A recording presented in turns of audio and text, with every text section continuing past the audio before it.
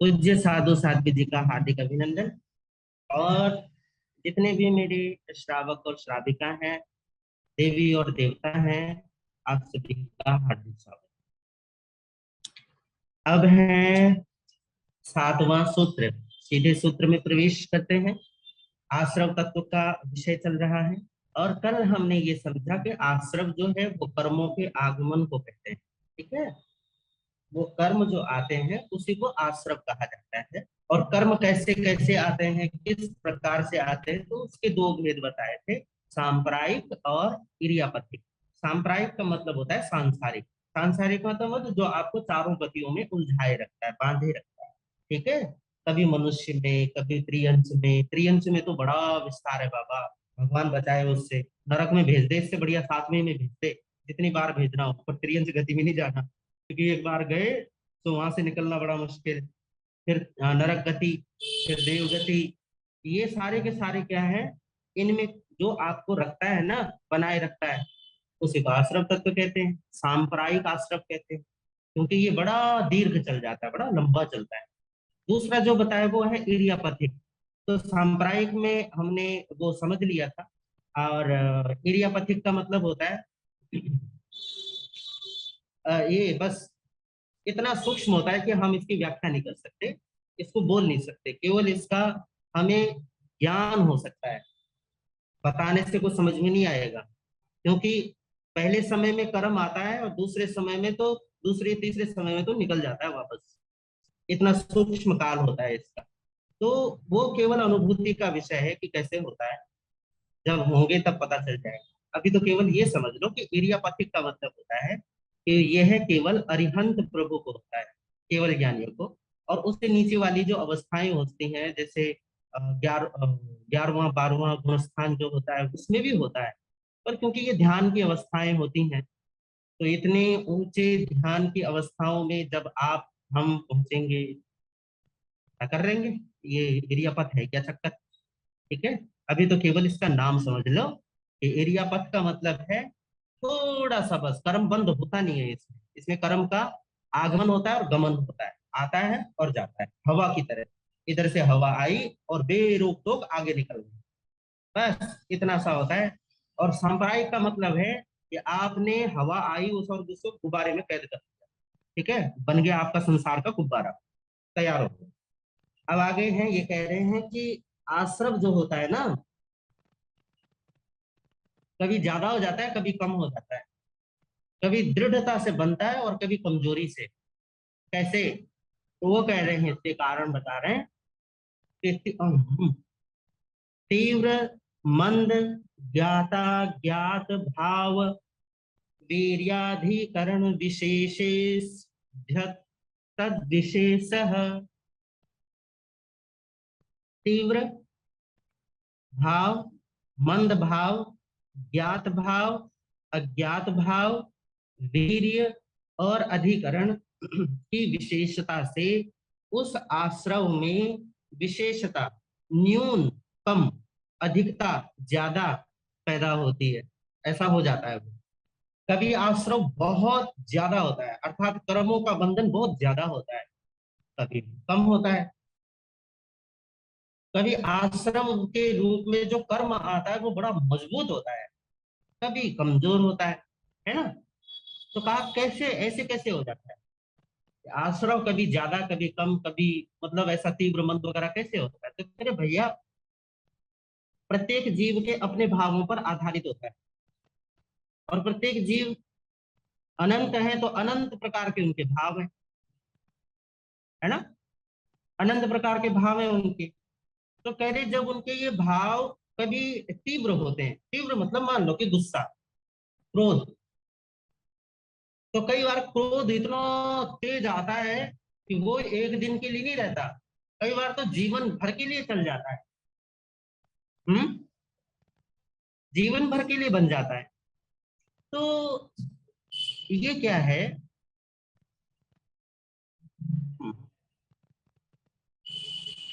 कि जब ये क्रोध हमारा इतनी तीव्रता से, कोई भी कसा है, चाहे अहंकार ले लो, चाहे माया ले लो, चाहे लोभ ले लो, या फिर राग या द्वेष मोह आसक्ति वासना महत्वाकांक्षा ले लो, यदि ये अपनी तीव्रता में होते हैं ना, अपनी इंटेंसिटी में होते हैं, तो कर्मों का आश्रव बहुत ज्यादा होता है। समझ गए? ठीक है। दूसरा बोल रहे मंद भाव।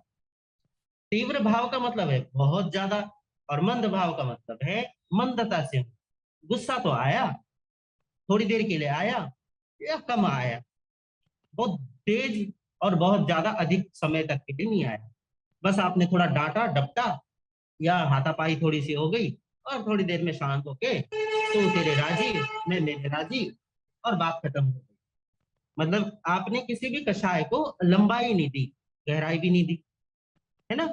बस थोड़ी देर के लिए आपने थोड़ा गुस्सा तो आया कि भैया बच्चे ने समय पर अपना होमवर्क नहीं किया, और गुस्सा आ गया आपको, और आप डांटते हो से जोर से, अरे तू अपना काम टाइम पर क्यों नहीं करता। या घर में आपकी काम वाली बाई है, उसने कहीं सफाई नहीं की, आपने थोड़ा सा उसको डांट दिया। देखो, वैसे तो आजकल उल्टा हो गया, काम वाली बाई डांटती थी आपको, है ना। समय बदल गया थोड़ा सा। पर जो भी है, जब आपको थोड़ा सा गुस्सा आता है या थोड़ा अहंकार, मतलब ये भी है कि हाँ हम तो बहुत अच्छे हैं भैया, छल कपट में बहुत तीव्रता नहीं होती, लोभ में बहुत ज्यादा बल नहीं होता, इसको मंद भाव कहते हैं। जब कषाय मंद होते हैं तो कर्मों का आश्रव भी कम होता है। आगे है ज्ञात भाव। ज्ञात का मतलब होता है जानबूझकर तैयारी करके किसी का नुकसान करना, किसी का अहित करना, किसी को चोट पहुंचाना। ठीक है। लीला सिपानी जी, बात समझ में आई? ज्ञात भाव किसको कहते हैं? जानबूझकर किसी को कष्ट में डालना, मतलब जानबूझकर आप जान रहे हो, और फिर भी उसे कष्ट दे रहे हो। आपको पता है कि इसको कष्ट होगा अगर मैंने ऐसा किया या ऐसा बोला, तो पर फिर भी आप चाहते हो कि इसको दुख पहुंचे, इसको ज्ञात भाव कहते हैं। जब आप ज्ञात भाव में जानबूझकर किसी को कष्ट पहुंचाते हैं, जानबूझकर किसी का हृदय पीड़ित करते हैं, जानबूझकर किसी का अपमान करते हैं, जानबूझकर किसी पर व्यंग बाण चलाते हैं, जानबूझकर किसी की बदनामी करते हैं, तब जो कर्मों का आश्रम होता है वो बहुत ज्यादा होता है। बचना इससे। ठीक है। तो बहुत अधिक कर्मों का आश्रम होता है, और बहुत ज्यादा नहीं, बहुत दृढ़ वाला होता है, मजबूत वाला।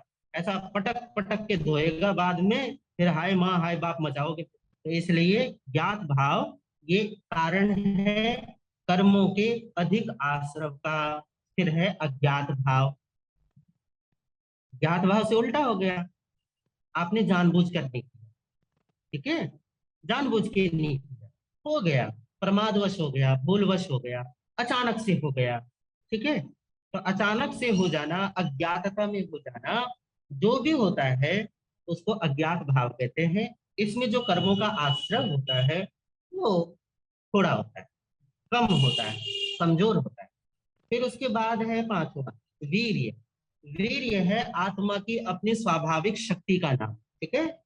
आत्मा की जो अपनी स्वाभाविक शक्ति है, जिसकी वजह से हम संसार में रहकर कोई भी सामर्थ्य का काम कर पाते हैं, कोई भी बल का कार्य कर पाते हैं। और फिर हम अपनी जब साधना के जगत में आते हैं तो ज्ञान की आराधना, प्रवचन की प्रभावना, और अनेक प्रकार की तपस्याएं या अनेक प्रकार की धर्म की आराधनाओं में बढ़ चढ़कर हिस्सा ले पाना और खूब खूब करना, तो इसे इसके लिए भी बल चाहिए, इसके लिए भी सामर्थ्य चाहिए। और फिर जब हम इन सारे प्रपंचों से मुक्त हो जाते हैं, चाहे वो धर्म के हों चाहे संसार के हों, मुक्त हो जाते हैं, तब भी आत्मा के अनंत गुणों को उनकी अपनी मर्यादा में जो रखता है उसको वीर्य कहते हैं। ठीक है। उसको वीर्य कहते हैं। अब ये जो वीर्य है, ये जीव आत्मा के साथ, मेरे साथ, आपके साथ, वो सब जगह अपनी अपनी विशेष उपस्थिति रखता है। तो इसके साथ क्या चक्कर है कि यदि बलवान व्यक्ति होगा, बलवान व्यक्ति, ठीक है, तो उसके कर्मों का आश्रव ज्यादा होने वाला है। कोई भी व्यक्ति, क्यों? क्योंकि उसके बल से क्या होगा, उसकी उस आत्मा के वीर्य से, उसकी शक्ति से क्या होगा कि वो अपने मन में, अपने वचन में और अपने शरीर के होने वाले कर्मों में वो ताकत ज्यादा दे सकता है। समझ गए आप? अच्छा, मान लो एक व्यक्ति जिसकी शारीरिक सामर्थ्य ज्यादा है, वो किसी का नुकसान ज्यादा कर सकता है या ये कमजोर आदमी किसी का नुकसान ज्यादा कर सकता है शारीरिक स्तर पर? बलवान कर सकता है ना, कूट देगा, पीट देगा, किसी को तोड़ फोड़ देगा, मार देगा, हत्या कर देगा किसी की। तो क्या रहता है, इसी को वो कह रहे हैं कि जब किसी के पास अत्यधिक सामर्थ्य आ जाता है ना, शारीरिक, मानसिक और वाचिक स्तर पर, तो क्या होता है, क्योंकि वीर्य शक्ति तो तीनों में काम करती है। ये जो आत्मा का अपना सामर्थ्य है, ये तो मन में, वचन में और तन में, तीनों में एक समान काम करता है ना। तो मन से सोचने की, विचारने की ताकत भी बढ़ जाती है, बोलने का सामर्थ्य भी बढ़ जाता है, और शरीर से करने का भी सामर्थ्य बढ़ जाता है।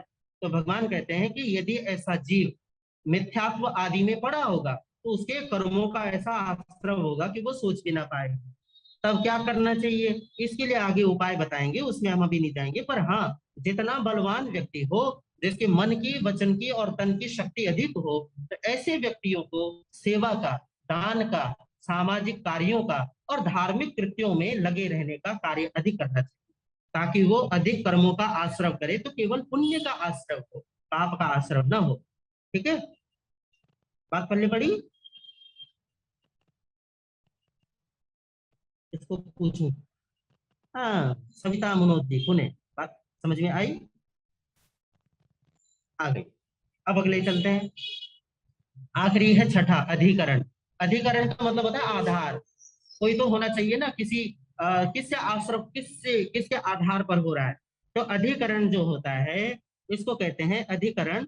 ये जो आश्रव है, अधिकरण जो है, ये आश्रव का आधार है। कैसे? जैसे आपका, आपकी इंद्रियां हो गई, आपका शरीर हो गया, आपका क्रोध, मान, माया, लोभ हो गया, आपका ये क्या बोलते हैं, ये जो बहुत सारे हथियार बनाए जाते हैं, ये हो गए, ये सब अधिकरण में आते हैं। ठीक है, अधिकरण समझ गए ना, आधार, जिसकी वजह से आप आश्रव कर पाते हो, आश्रव टिक पाता है उसकी वजह से। तो अधिकरण क्या है? अगला सूत्र आ गया, इसे थोड़ा समझ लेंगे। अधिकरण के लिए अगला सूत्र दिया है, अधिकरणम जीवा, जीवा, क्या बोले कि अधिकरण जो होता है दो प्रकार का है, जीव और अजीव। अब जीव अधिकरण क्या है? तो कहा जीव के पर्याय जीव अधिकरण है। जैसे क्रोध, मान, माया, लोभ, ये किताब है, ठीक है, इसको ऐसे मारा मैंने, तो ये कोई गुस्सा थोड़ी ना करने वाली है, या मैं इसको यूं वो करूं, सहलाऊं, तो ये किसी प्रकार का, इसको ये थोड़ी ना अहंकार होने वाला है कि देखो मुझे कितना प्रेम मिलता है, या कोई ऐसा भाव थोड़ी ना आने वाला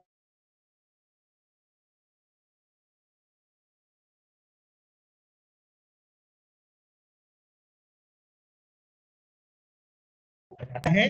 इसे जीव अधिकरण कहा जाता है। समझ गए? जीव अधिकरण किसको कहते हैं? क्रोध, मान, माया, लोभ आदि को। तो ये क्रोध, मान, माया, लोभ आदि जो भी जीव के कषाय भाव हैं, उनको जीव अधिकरण कहा जाता है। और अजीव अधिकरण क्या है? अजीव अधिकरण ये इंद्रियां हो गई, ये शरीर हो गया, और शरीर से जो भी आपने किसी को मारने के लिए उठाया करते, कोई भी हथियार, चाकू, छुरा, तलवार, भाला, बंदूक, पिस्टल, जो भी, रिवॉल्वर, जो भी मारने के बाह्य साधन हैं, जो अजीव हैं, उनको अजीव अधिकरण कहा जाता है। बात पल्ले पड़ गई आपके? अधिकरण का मतलब समझ में आ गया? जीव अधिकरण क्रोध, मान, माया, लोभ, क्योंकि ये जीव करता है। अजीव अधिकरण क्या है? शरीर से लेके और शरीर से संबंधित जिन चीजों को किसी को मारने में, पीटने में, सताने में या किसी का नुकसान करने में हम प्रयोग करते हैं, वो अजीव अधिकरण है। ठीक है, ठीक है।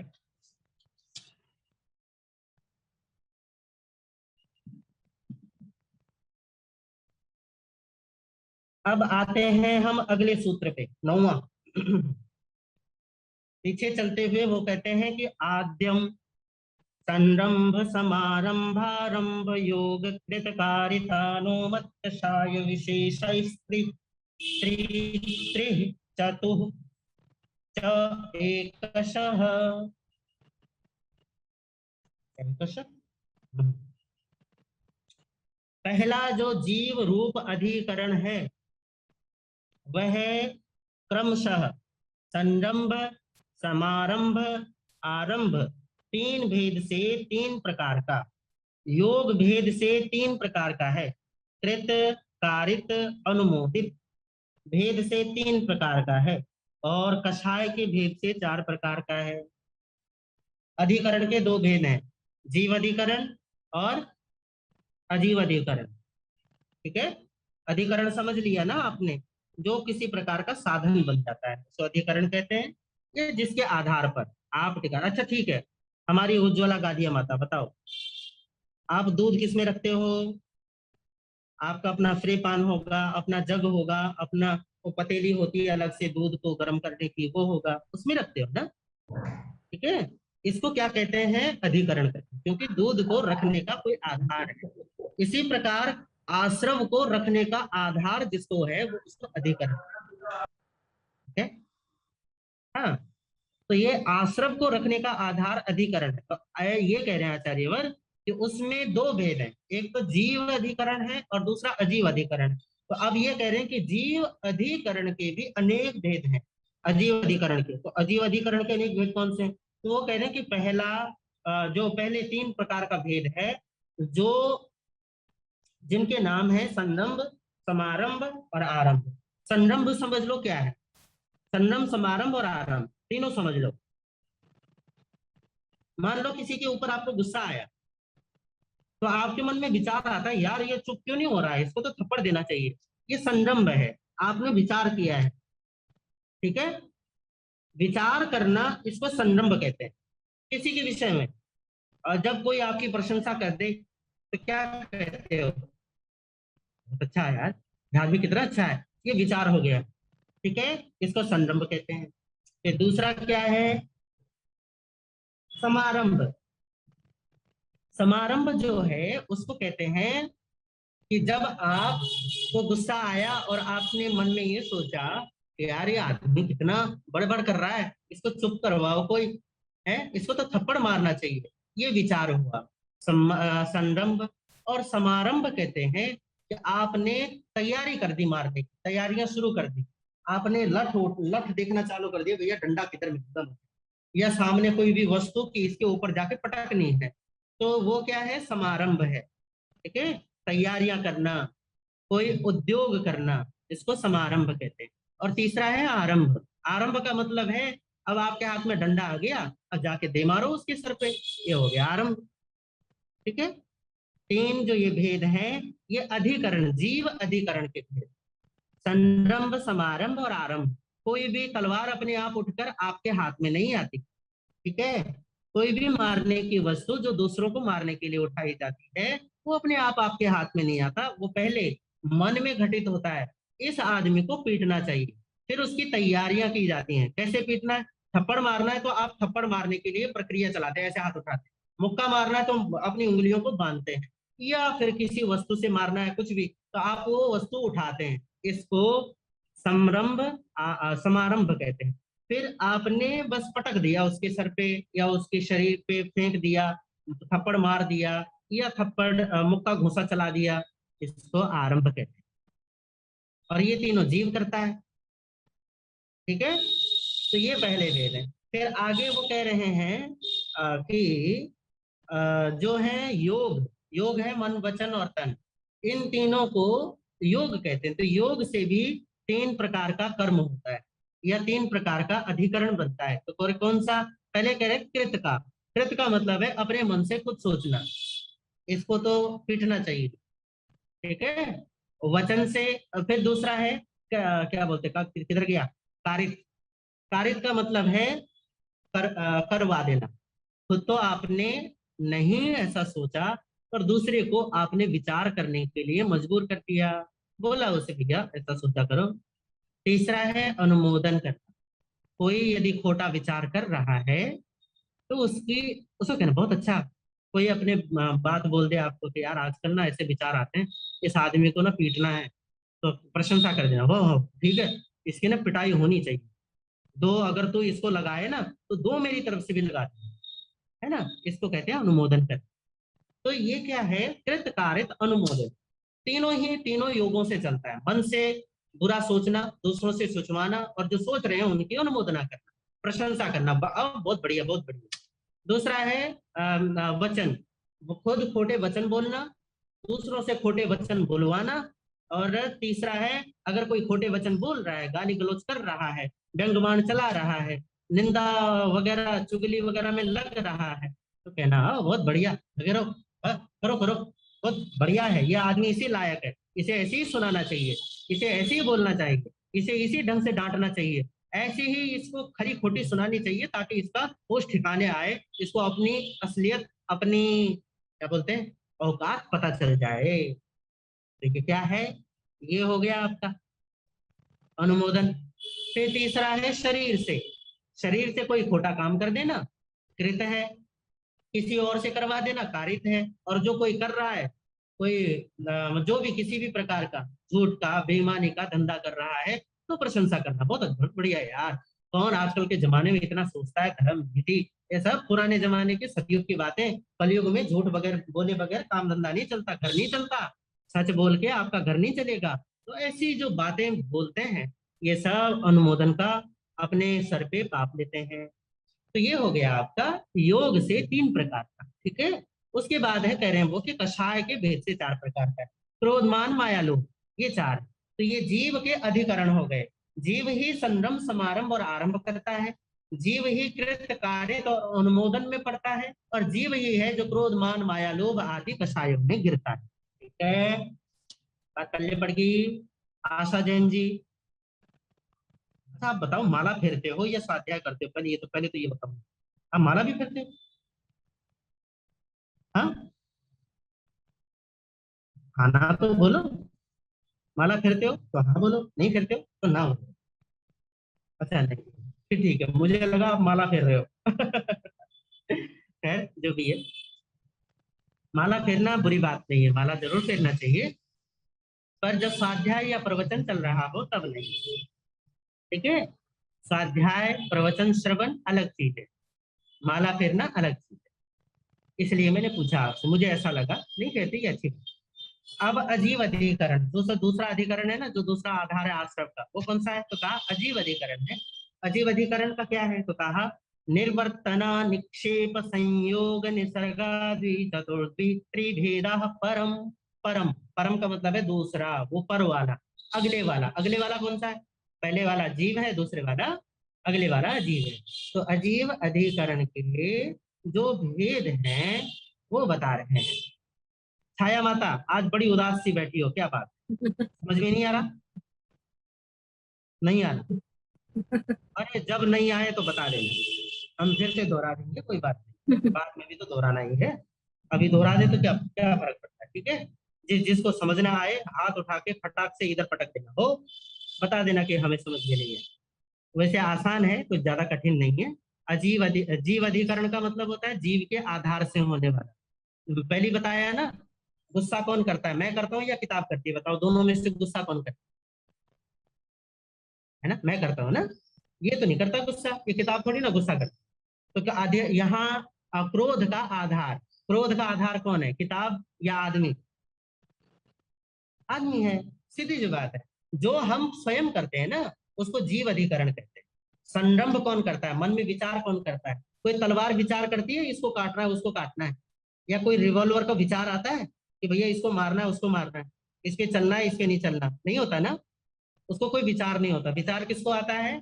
इसको, उसको संरंभ कहते हैं। समारंभ क्या है? आपने तैयारियां चालू कर दी, और जुगाड़ कर, जिसको कहते हैं जुगाड़ करना, कि भैया मारने के लिए या उसको सताने के लिए या उसको बोलने के लिए क्या क्या तैयारियां चाहिए, तो अपने आसपास ऐसी चीजों को जुटा लेना। ठीक है, और आरंभ क्या है? जुटाने के बाद कर दिया काम, आरंभ 3 हो गया। कृत कार्य अनुमोदित, खुद करना, दूसरों से करवाना, और जो कर रहे हैं आसपास जिनको देख रहे हो, यहाँ ये लगे पड़े हैं, उनकी अनुमोदना करना। बहुत अच्छे बहुत अच्छे, है ना। अब इसमें क्रोध मान माया लोभ 4 कषाय। गुस्सा किसको आया? मुझे। लोभ किसको आया? मुझे।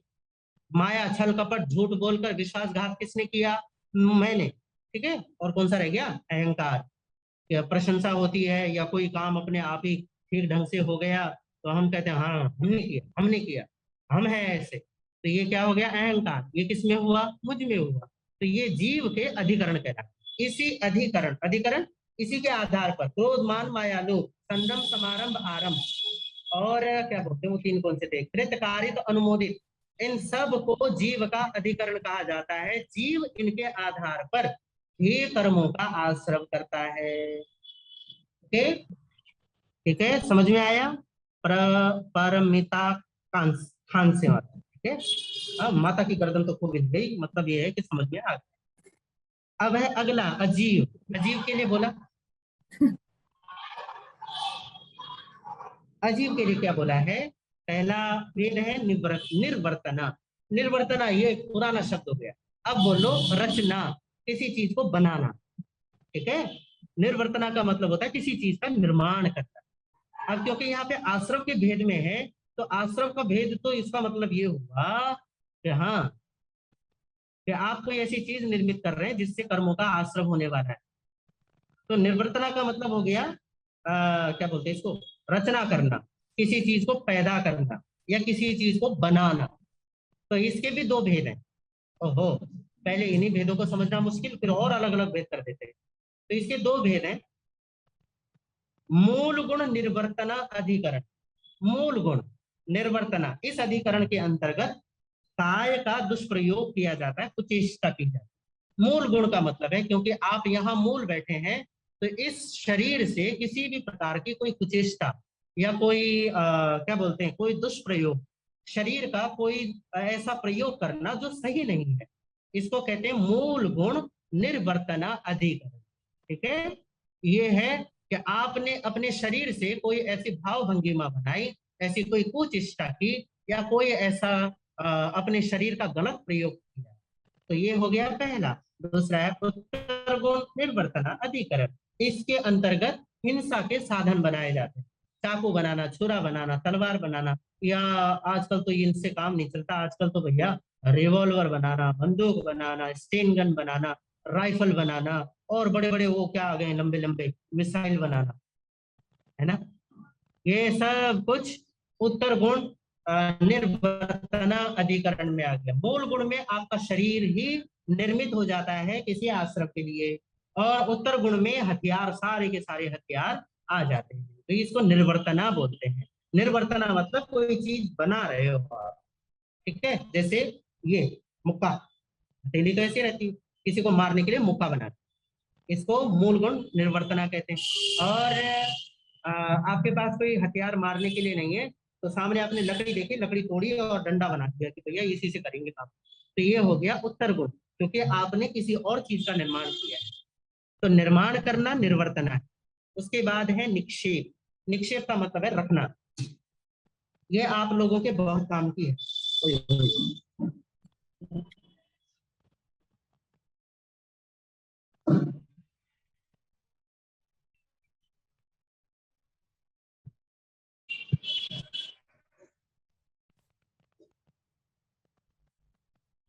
निक्षेप जो है, ये हमारे जीवन की प्रमाद दशा में जो हम पड़े हैं ना, जो हमें बार बार बेहोशी छाती है, जो हम बार बार अपना भान भुलाते हैं, जो बार बार हम क्रोध मान माया लोभ आदि में गिरते हैं, या राग द्वेष में उलझते हैं, या फिर अपने ही घर में कई सारे कार्यों में ऐसे उलझ जाते हैं कि अपना भान भूल जाते हैं।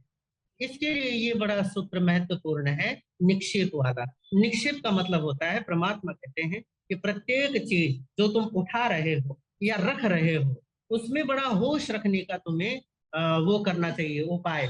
हमारे यहाँ पे एक जो साधुओं के लिए नियम है कि मान लो साधु को सुई की जरूरत पड़ी, और वो गया घर पे और माता से बोला कि माँ, या बहन से बोला कि बहन ये एक सुई की जरूरत है, और क्योंकि रात को तो सुई रख नहीं सकते ना, तो लाते हैं दिन में, दिन दिन में काम किया, और शाम देर रात होने से पहले वापस लौटा दिया। तो कहा कि आप ये सुई मुझे दे दो, मुझे काम है। बहन ने, माता ने सुई धागा दे दिया, महाराज लाए, काम किया अपना और हो गया। तो भगवान वो भगवान क्या, जिन्होंने भी नियम बनाया, वो कहते हैं कि आप सीधे जाकर, या आप सीधा ना अपने हाथ में ले सकते हैं और ना आप दे सकते हैं। कि आप यूं भी नहीं है कि ऊपर से ऐसे दे दो कि लो जी आप ऊपर से दे दो, ऐसा नहीं करना। क्या होता है कि जब आप दो, तो आपको उसको जमीन पे रखना है। क्या करना है, जमीन पर रखना है उस सुई को, कि आपकी वजह से कहीं ऐसा ना हो कि एकदम से वो कुछ भी होके या असावधानी वश कि वो सामने वाले को चुभ ना जाए। इसलिए आपको क्या करना है, उसे जमीन पे रखना है और फिर उनको कहना है कि अब आप उठा लीजिए, है ना। इस तरीके से आपको आदान प्रदान करना है। तो यहाँ पे निक्षेप अधिकरण को इतना सूक्ष्म इन्होंने क्यों बनाया है, ताकि हमें होश रहे, ताकि प्रमाद हमें घिरे नहीं। आपको ऐसा लगेगा कि भगवान भी पता नहीं इतने छोटे छोटे बातें बताकर क्यों गए हैं, इनका मतलब क्या है। भैया तुम छोटी छोटी बातों में ही तो प्रमाद से ग्रस्त होते हो, छोटी छोटी बातों में पढ़कर ही तो अपनी इस मति को पता नहीं कहाँ कहाँ लगा देते हो, इसको भ्रमित कर देते हो। तो छोटी छोटी बातें नहीं है, बल्कि ये जीवन को निर्मित करने वाली वो छोटी छोटी ईंटें हैं, जिससे हमारे इस जीवन का महल तैयार होता है। तो भगवान यहाँ पे आचार्य वन ने कहा कि निक्षेप जो अधिकरण है ना, इसके चार भेद है। निक्षेप समझ लो, रखना, किसी चीज को रख देना।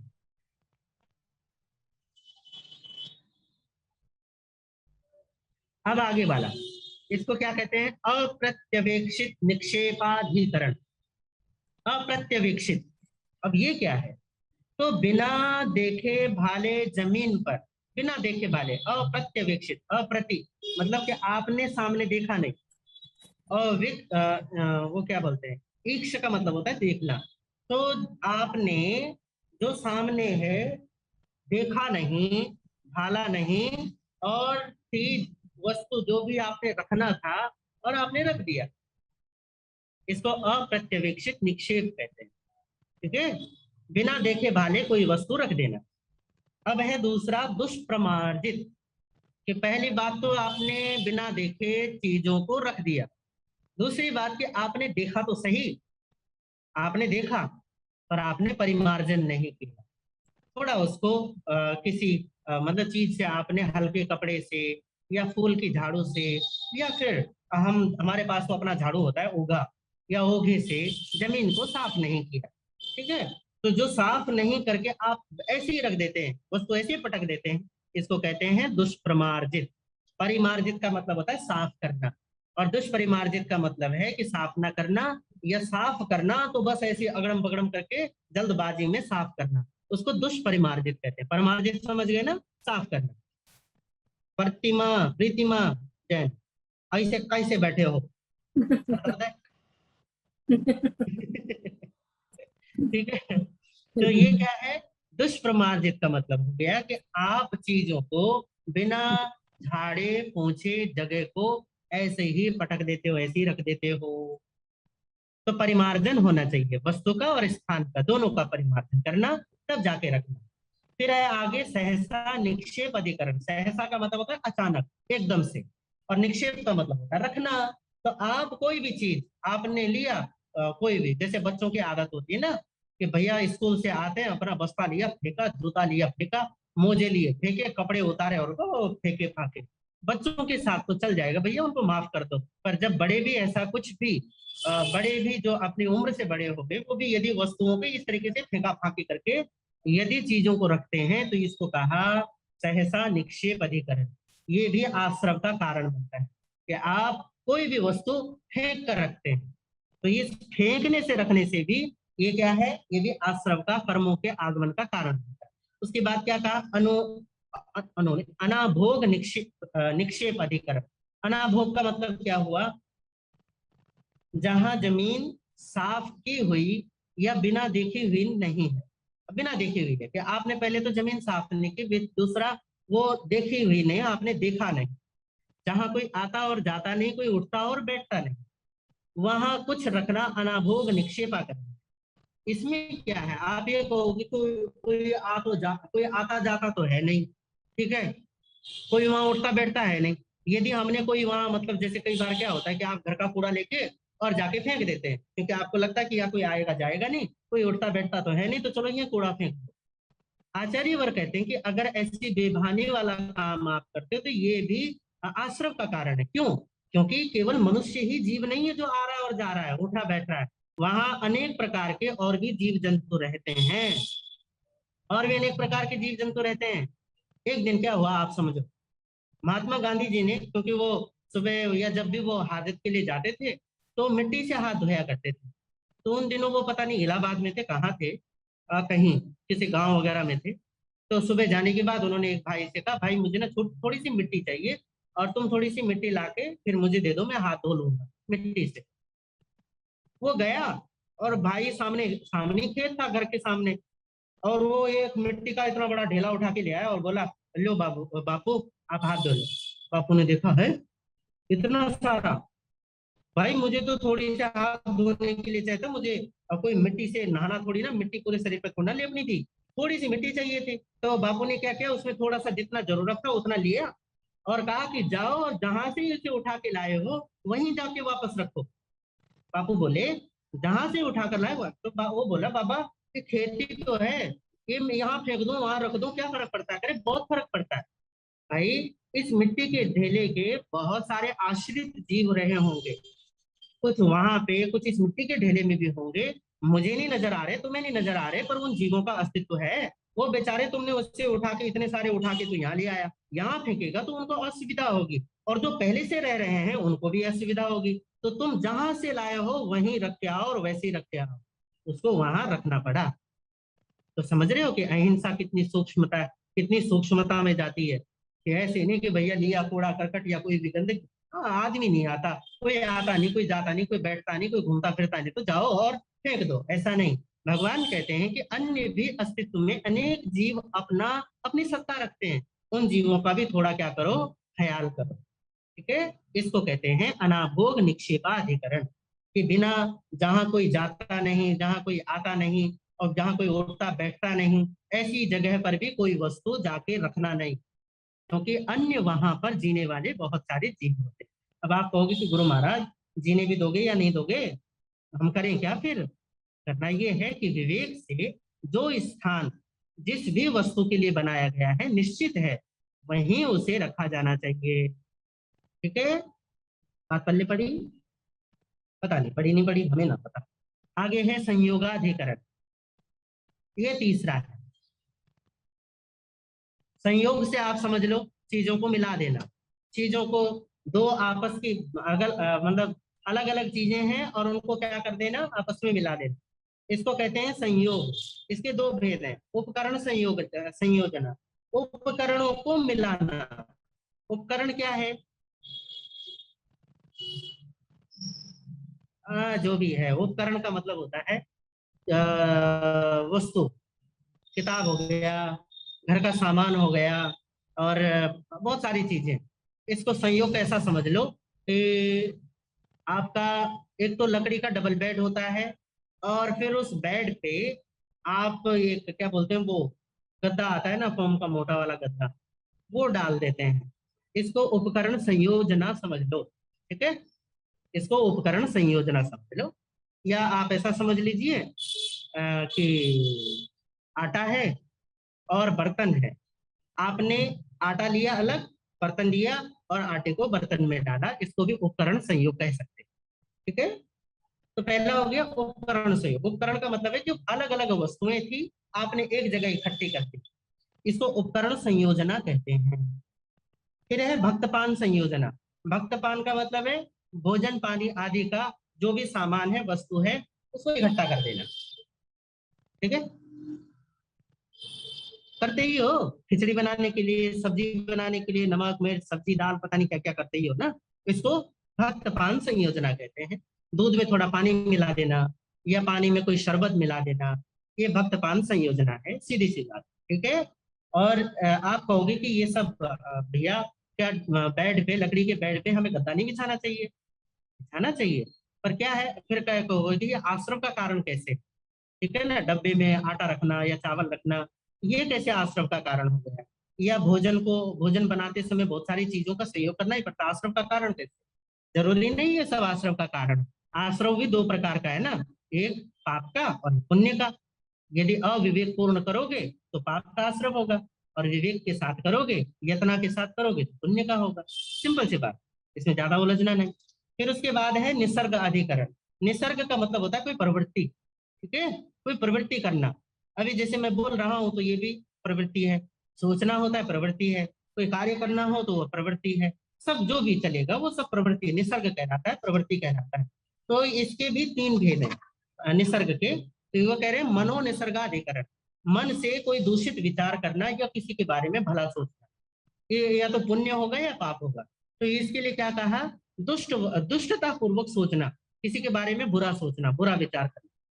ठीक है, सोचते तो नहीं हो ना।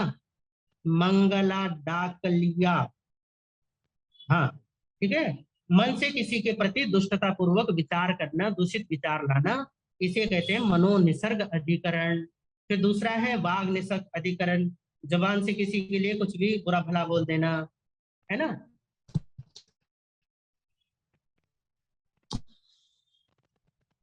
हाँ, हमारा फोन बड़ा गर्म हो रहा है, लगता है इसको भी गुस्सा आ रहा है मेरी बातें सुन सुन के, ये पता नहीं कितना पकाता है साधु। ठीक है, मन वाग निसर्ग, वाग निसर्ग मतलब वचन की प्रवृत्ति, अपने मुंह से किसी को कुछ भी कह देना, किसी की निंदा कर देना, किसी के बारे में खोटा बोल देना, ये सब वचन निसर्ग अधिकरण हो गया। काय निसर्ग, काय का मतलब शरीर, निसर्ग का मतलब प्रवृत्ति, शरीर से किसी का बुरा भला कर देना, तो सब शरीर का हो। ये हो गया आपका अजीव अधिकरण। आप कहोगे कि शरीर को, मन को और वचन को अजीव में क्यों गिना है? भैया क्योंकि वो चैतन्य नहीं है, पुद्गल का अपना स्वरूप है। पुद्गल है ना, मन भी पुद्गल है, वचन भी पुद्गल है और शरीर भी पुद्गल है। और पुद्गल क्या है? अजीव है, इसलिए इसको अजीव अधिकरण में गिना गया है। तो आपके अजीव अधिकरण में इतनी सारी बातें हो गई, समझाने के लिए आपको ये बातें समझ में आ गई हैं। पर क्या है कि ये शब्द जो है ना, इनके जो क्या बोलते हैं मूल शब्द हैं, ये मूल शब्द जो है ना सुने हुए नहीं होते हैं हमारे, पढ़े हुए नहीं होते, तो ये बार बार ये हमारे दिमाग से निकल जाएंगे। सच्ची कह रहा हूँ, आपने इधर सुन लिया, इनकी बातें खत्म हो गई, पर आपको, मुझे तो नहीं लगता कि एक भी बात याद रह गई हो। पर हाँ ये है कि आपको समझने में अब ये रहेगा कि जब आप इन्हें दोबारा सुनोगे, दोबारा पढ़ोगे, तो आपको आसानी होगी, क्योंकि इसको आसानी से आपको समझा दिया गया है। मैंने तो आसानी से अपनी तरफ से समझा दिया, पर यदि आप लोगों को नहीं समझ में आया भैया, तो फिर बता देना। ठीक है, जो समझ में ना आए फटाफट लिख देना और दोबारा पूछ लेना। हाँ, इसके भी चित्र बना देते, इसने क्या बिगाड़ा। अब है अगला सूत्र है, अगला सूत्र क्या है? विषय ही बदल रहा है। ठीक है, अब विषय क्या बदल रहा है? अब है कर्म। कर्म कितने हैं फटाफट बताओ। हाँ, शोभा कोठारी जी। हाँ, 15 कर्म है। कितने कर्म? हाथ उठाओ ऐसे करके। आधे हो गई। अब 8, प्रतिमा जी लिख रही हैं 8, बहुत बढ़िया। आप कितने लेके घूम रहे हो ये बताओ, है? तत्व सूत्र की बुक कहाँ से मिलेगी? वो मिल जाएगी आपको, अगर आप ग्रुप में हैं तो वो बता देंगे। बहुत जगह से छपी है, दिगंबरों ने बहुत प्रकाशन किया हुआ है, मंदिर मार्गियों ने अलग है, हमारे स्थानक वासियों में अलग है, और 13 पंथियों में अलग है। तो आप जो भी हैं, आप अपने हिसाब से देख लेना। वैसे तो अगर आप स्थानक वासी हैं तो मैं आपको सजेस्ट करूंगा, उपाध्याय केवल मुनि जी महाराज का है तत्वार सूत्र, बहुत बहुत बढ़िया है, बहुत आसान है, आप वो मंगवा सकते हो। दिवाकर प्रकाशन रतलाम से, ठीक है, दिवाकर प्रकाशन रतलाम से है, वहां से किसी का आप वो ले सकते हो। बुक का फ्रंट पेज नहीं दिखा पाऊंगा, उधर रखी किताबों में, मैं एक दूसरी किताब से आपको पढ़ा रहा हूँ, ठीक है, वो मंगवा लेना। या फिर ये हमारे आचार्य सुभद्र मुनि जी की किताब, ये तत्वार सूत्र है, ये आप मुनि मायाराम प्रकाशन समिति दिल्ली से है, और दिवाकर प्रकाशन आगरा से है। मैंने पहले भी बताया हुआ है ये, पर शायद आप ना रहे होंगे, पर आखिरी में फिर बता दूंगा, ठीक है, अभी तो आप ये समझ लो। तो कर्म है 8। अब ये कर्म, क्योंकि ये कर्म आश्रम रूप होकर ही तो आते हैं ना, ज्ञानावरणीय दर्शनावरणीय आदि शुभ अशुभ कर्म बनकर ही तो प्रविष्ट होते हैं हमें। कार्मर वनगणा से जीव जैसे जैसे भाव करता है, वैसे वैसे कर्मों का आश्रय होता है। और ये कर्म अपनी अपनी प्रकृति के अनुसार ज्ञानावरणीय दर्शनावरणीय वेदनीय मोहनीय आयुष्य नाम गोत्र और अंतराय के रूप में बदल जाता है। फिर इनकी उत्तर प्रकृतियों में भी अनेक प्रकार से बंट जाता है। वो काम है प्रकृति बंध का। प्रकृति बंध का काम है, पहले तो 8 भागों में एक कर्मों का जत्था आता है, एक समय में, एक एक समय में अनंत अनंत कर्म परमाणु आते हैं। प्रकृति बंध का काम है उन अनंत परम परमाणुओं को एक समय मात्र में जैसी आया वैसी समय में तुरंत उनको 8 भागों में बांट देना। फिर वो 8 भाग नहीं बंटते, 8 भागों के अलावा नहीं नहीं 8 नहीं 7 भागों में 8वां भाग एक समय में बनता है, वो जब आयुष्य कर्म का बंद होता है उस समय। ओहो हो। तो 7 कर्मों में फिर इनकी उत्तर प्रकृतियों को जो भी हैं उन उत्तर प्रकृतियों को और बांट देता है। ज्ञानावरणी के 5, दर्शनावरणी के 9, फिर वो मोहनीय कर्म के 2, फिर उसके फिर उत्तर भेद 27 28 हो जाते हैं। ऐसे कर करके ये क्या करता है, सबको बांटता रहता है। पर खैर ये 8 कर्म है। अब इन 8 कर्मों के बारे में आपको बताया जा रहा है और इन पहले कर्म के बारे में हम समझ लेते हैं संक्षेप में। तत्प्रदोषनिन्नवमात्सर्यान्तराया साधनोपघाता ज्ञान दर्शनावरणयो। पहले 2 कर्म ज्ञानावरणीय दर्शनावरणीय, ध्यान से समझना। ज्ञानावरणीय और दर्शनावरणीय, ठीक है। ज्ञान का आवरण करने वाला और हमारे अभंग दर्शन को भंग दर्शन करने वाला, जो तोड़ देता है, खंड खंड कर देता है, ऐसा। ठीक है, किसी भी व्यक्ति के साथ आप चाहे कितने साल रह लो, आप कभी उसे पूरा नहीं जान पाते। क्यों? क्योंकि दर्शन ही अशुद्ध हो गया है, आप एक बार में उसे जान ही नहीं पाते। तो इसको कहते हैं दर्शनावरण। जो दर्शन को और ज्ञान को आवरण कर दे उसको ज्ञानावरणीय दर्शनावरणीय कहते हैं। हाँ, तो कहा कि ये कैसे बनता है, कैसे इसका बंधन होता है, तो भगवान कहते हैं, आचार्य वर्ग कहते हैं प्रदोष। ठीक है, तत्प्रदोष, तत् का मतलब है उसका और प्रदोष का मतलब है बंधन। कैसे होगा, तो कहा प्रदोष पहला कार्य।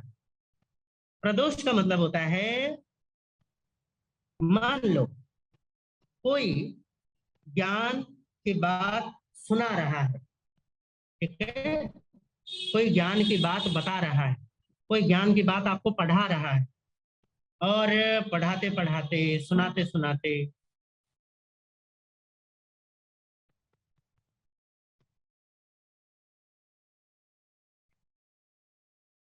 हमारा गला बड़ा सूख रहा है 2-3 दिन से, क्या करें बताओ, है ना। तो पानी पीना जरूरी होता है, तो हम पानी पीते हैं, नहीं तो बोला नहीं जाता। पर कोई बात नहीं। प्रदोष का मतलब है कि जब कोई व्यक्ति ज्ञान की बात बता रहा हो, ज्ञान की बात सिखा रहा हो, तो उसके प्रति गुस्सा करना। गुस्सा कैसे, यार ये तो ना, इसको लगता है इसको प्रशंसा बहुत ज्यादा पसंद है, इसके लिए प्रशंसा के लिए पढ़ाता है ये आदमी। ये ज्ञान की बातें इतनी बताता रहता है ना, दूसरों में अपनी भलाई चाहता है, तो ऐसा उसके प्रति द्वेष भाव पालना, है ना। ज्ञान और ज्ञानी के प्रति द्वेष भाव रखना, इसको क्या कहते हैं, प्रदोष कहते हैं। ठीक है, समझ में आया। सुनीता माता, आपका दिख रहा है तो बताइए, आया। आया। प्रदोष का मतलब है ज्ञान, जो ज्ञानी है उसके प्रति द्वेष पाल लेना। यह आदमी तो बस ज्ञान, अपना ज्ञान छांटता रहता है, जब देखो ये करो वो करो, ऐसा ना करो वैसा ना करो, यार पता नहीं कभी आदमी ठंडा होने वाला है, बेड़ा गर्क हुआ पड़ा है। ऐसे मन में जब आप किसी के भी जब विचार आएंगे, तो ज्ञानावरणीय और दर्शनावरणीय दोनों का बंद होता है। ठीक है, आगे जब आगे आएगा ना टाइम, तब ज्ञान की प्राप्ति के लिए रोगे, पर ज्ञान नहीं मिलेगा। ठीक है, क्यों नहीं मिलेगा, क्योंकि भैया ज्ञान और ज्ञानी की पहले से तुमने क्या किया, उससे घृणा की है। और प्रकृति की व्यवस्था है, ये प्रकृति की व्यवस्था है। कि प्रकृति क्या कहती है कि भैया तुझे जिससे घृणा हो जाएगी वो तुझे वो चीज तुझे मिलेगी नहीं, और ज्ञान से घृणा करेगा तो वो चीज तुझे मिलेगी नहीं। फिर ज्ञान से घृणा करके ज्ञान कैसे मिलेगा, इसलिए कहा प्रदोष, किसी से द्वेष करना। फिर दूसरा है निंदव। निंदव का मतलब है, अब जैसे आप तत्वार्थ सूत्र मुझसे सीख रहे हैं, ठीक है, मैं ये नहीं कर रहा हूँ कि भैया मेरा नाम जगह में फैला दो, समझाने के लिए कह रहा हूँ। मान लो कि तत्वार्थ सूत्र आपने सीखा और किसी को बहुत बढ़िया आ गया, किसी ने बहुत अच्छे से सीख लिया, समझ लिया, और उसने ना दूसरों को सिखाना शुरू कर दिया। दूसरों को सिखाना जो समझ में आ जाए, अपने तक रखना मत। क्यों? क्योंकि जो आपने सीखा है यदि आप दूसरों को सिखाते हैं तो आपकी जो ज्ञान कोश है ना, वो और बढ़ जाता है।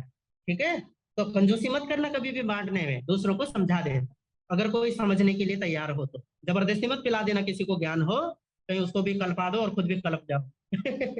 तो दूसरा क्या है, निंदव।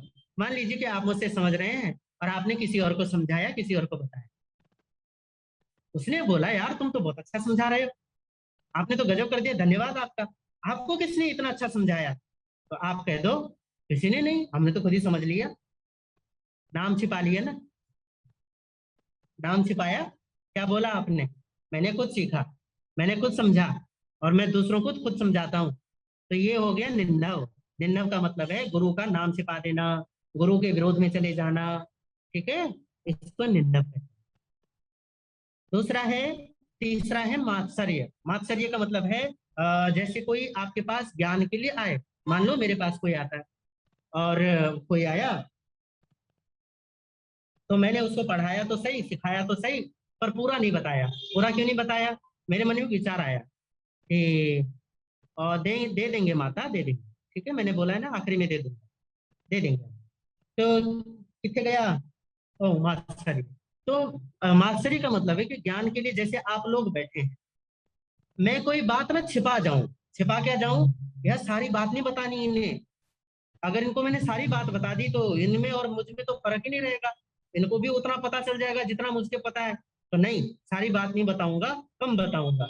ऐसा यदि मैं करता हूं कि मैं अपने ज्ञान से अगर कम बताता हूं, जो मुझे पता है, ये मैंने अभी कॉल करनी थी, हो गई। अच्छा बताइए, मेरी आवाज आ रही है? बताओ बताओ, आ रही है ना? सागर बाबा, आवाज आ रही है? आ रही है। इसका मतलब आ रही है। ये लोग बीच में कॉल करते हैं ना, तो हमें क्या बताएं, कैसे बताएं, जबकि हमने सबको बताया हुआ कि भैया 3:30 से 4:30 का कॉल मत किया करो। और लोग हैं कहाँ समझते हैं बात को, हमारी तो कोई मानता ही नहीं है। मात्सर्य का मतलब यही हो गया कि यदि मुझे कम समझ में आता है ना, ओ सॉरी, मुझे ज्यादा समझ में आता है और मैंने कम समझाया, इसलिए कि भैया इनको भी इतना पता चल जाएगा तो ये फिर गड़बड़ हो जाएगी, ये मुझसे आगे निकल जाएंगे, ये फिर कहीं और जितना मुझे है और इतना मुझसे लेके फिर और ज्यादा किसी को ज्यादा होगा तो ये उसके पास जाएंगे और उसके पास जाके सीखेंगे और फिर मेरे से आगे पहुंच जाएंगे। ऐसा यदि विचार मेरे मन में आता है तो कहते हैं भगवान कि भैया तूने तो ज्ञानावरणीय और दर्शनावरणीय का क्या कर लिया? आश्रव कर लिया। हाँ जी। फिर उसके बाद है अंतराय। 1 मिनट मेरे पास है। अंतराय का मतलब है ज्ञान में बाधा पैदा कर देना। ठीक है, कोई पढ़ रहा है, कोई प्रवचन सुन रहा है, क्या प्रवचन सुनते रहते हो, दिमाग खराब हो गया तुम्हारा? हर समय प्रवचन प्रवचन प्रवचन, कोई और काम धंधा नहीं क्या? या कोई स्वाध्याय कर रहा है, जब देखो यार किताब लेकर बैठे रहते हो, तुम तो किताब के कीड़े बन गए हो। अरे भैया कभी बाहर भी घूम लिया करो, चल चल मेरे साथ घूमने चल। ज्ञान में जहां विराधना पैदा करी, दर्शन की शुद्धता में जहां विराधना अंतराय पैदा किया, रुकावट डाल देना, बाधा पैदा कर देना, भगवान कहते हैं ज्ञान की भी, ज्ञान का और दर्शन का दोनों का ही क्या कर दिया आपने? आवरण डाल दिया। पांचवा है आसादन। आसादन का मतलब है, मान लो कि प्रवचन चल रहा था, मान लो स्वाध्याय चल रहा था, मान लो कुछ भी चल रहा था, अब ध्यान रखना हो, मेरे को रोकना मत, अब बोलते बोलते पहले बता रहा हूँ। हाँ, कहीं बोल दो महाराज जी टाइम हो गया वजह मैं खुद ही छोड़ दूंगा। पर आसादन का मतलब होता है कि जैसे चल रहा हो, कोई प्रवचन कर रहा हो या बोल रहा हो, वार्तालाप चल रही हो। कई बार क्या होता है कि श्रावक लोग आते हैं, जिज्ञासाएं रखते हैं, कोई एकदम से आता है बाबूजी, और ओ चलो चलो चलो टाइम हो गया, अब दरवाजा बंद करेंगे, गेट बंद करेंगे, गुरु महाराज ये करेंगे वो करेंगे, और हल्ला मचा देता है। व्यवधान डाला ना बीच में, ना गुरु महाराज को प्रॉब्लम ना श्रावक को प्रॉब्लम, पर भैया आया तो प्रधान बन के, ओ चलो चलो चलो मुझे इस स्थानक का गेट बंद करना है, फिर मुझे सोना भी है। ऐसा कई बार हो जाता है। तो ऐसा अगर करता है कोई, एकदम से व्यवधान डालता है ना जाके, ओ टाइम हो गया, टाइम हो गया, बंद करो, बहुत समय हो गया। आसादन कहते हैं ज्ञान का भी और दर्शन का भी, दोनों का आश्रय होता है, आवरण हो जाता है। और आखिरी है उपघात। उपघात का मतलब है जैसे कोई स्वर्ग की, नर्क की, कर्म की, अंतराय की, जीव के गतियों की, या कुछ ऐसी बात कर रहा हो जो हमें समझ में नहीं आता। हमें कहता है यार पता नहीं, स्वर्ग के बारे में, नरक के बारे में इतना सुनाते तो होता या नहीं होता, पर एकदम से आघात करना, अरे ये तो फालतू की बात करते रहते हैं, इनको क्या पता स्वर्ग होता भी या नहीं होता। कोई पूछे तो सही कि मरने के बाद किसने स्वर्ग नरक देखा है? फालतू की पता नहीं कहां से स्वर्ग नरक की बातें बनाते बनाते रहते हैं। त्रियंच गति, मनुष्य गति, देव गति, नरक गति, कर्म ये है, कर्म वैसा है, तो भैया क्या करना है हमें ये सारे जान के? इसको कहते हैं उपघात करना, है ना? एकदम से आपको नहीं समझ में आता, कोई बात नहीं, ये कहो कि परमात्मा के ये परमात्मा मुझे समझ में नहीं आता, पर अगर आपने ऐसा बोला है तो ऐसा होगा, ऐसा होगा, पर हमें नहीं पता अभी। इतना क्या है, हमें नहीं पता। पर एकदम से करें ये तो फालतू की बात करते रहते हैं, ऐਵੇਂ ही सुनाते रहते हैं, स्वर्ग है, नरक है, ये है वो है। मतलब ये है जो चीजें हमें प्रत्यक्ष बोध में नहीं आती ना, उन चीजों के लिए एकदम से आघात कर देना कि नहीं, ये फालतू की बकवास करते रहते हैं, मारते रहते हैं, बड़ी बड़ी डिंगे हाँकते रहते हैं, ये फालतू की बातों में ध्यान नहीं देना। इसको कहते हैं उपघात। और अगर ऐसा किया जाता है तो यहाँ भी ज्ञानावरणी और दर्शनावरणी का बंद होता है। आपका आज की क्लास आपकी पूरी हो गई। आपने इतने प्रेम से सुना, उसके लिए आपका धन्यवाद, आपका आभार। और आप लोगों का मंगल हो, कल्याण हो, सभी को धर्म का मार्ग मिले। और अब आप एड्रेस लिख लो, फटाफट अगर लिखना हो तो। ठीक है। ये है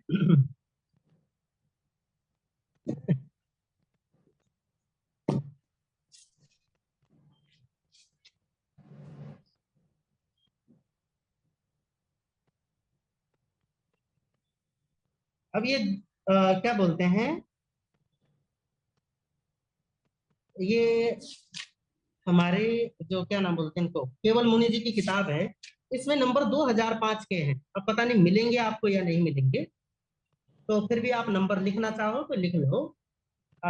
ये मोबाइल नंबर है 98510101।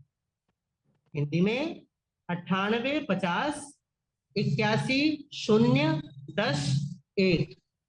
ठीक है। ये है उनका क्या नाम है, हमारे उपाध्याय केवल मुनि जी महाराज साहब का। ठीक है। और ये है अभिजीत सतीश जी देसरड़ा। एड्रेस है अभिजीत अभिजीत सतीश जी देसरड़ा, बंगला नंबर 13, बंगला number 13, Rajnagar society, Rajnagar society, Premnagar. लिखो प्रेमनगर। और गणपति मंदिर के बाजू में, गणपति मंदिर के बगल में।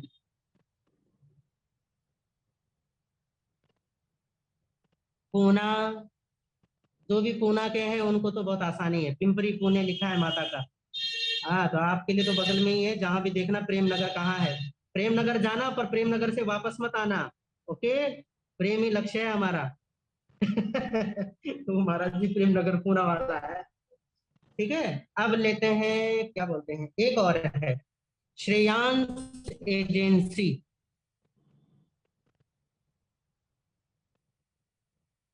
पता नहीं इनके ये नंबर कैसे हैं, भगवान जाने। Shreyansh agency, number 74/75, 74/75। और 74, और क्या है वो बटे को क्या बोलते हैं भगवान जाने, लाइन खींच तो। और 75। फिर उसे कॉटन पेट, अभी पता नहीं कॉटन पेट बेंगलोर में है। मेन रोड, वंदना होटल के पास, बेंगलोर।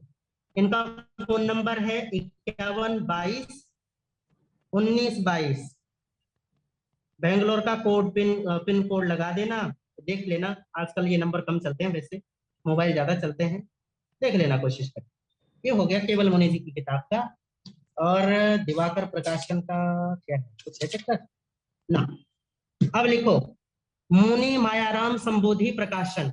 ये आचार्य नहीं, आजकल प्रवर्तक हैं। प्रवर्तक श्री सुभद्र मुनि जी की पुस्तक है, तत्वार सूत्र है। उसका एड्रेस ले लो, मुनि मायाराम संबोधि प्रकाशन।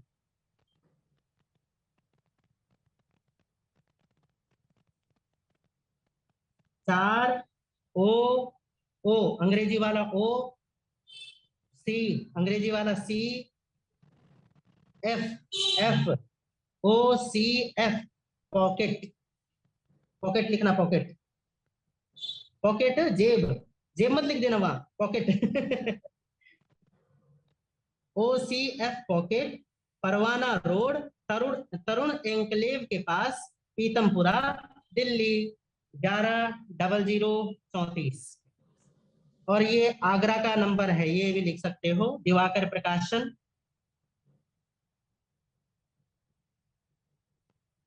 A7, Awagarh house, Anjana cinema के पास सामने, आवागढ़, आवागढ़ हाउस, अंजना सिनेमा के सामने, MG रोड, आगरा। इनके फोन नंबर ले लीजिए। मोबाइल नंबर है 931192039291, 93 19 20 32 91। हो गया? हो गयो? मत बंदा हर्ष जय।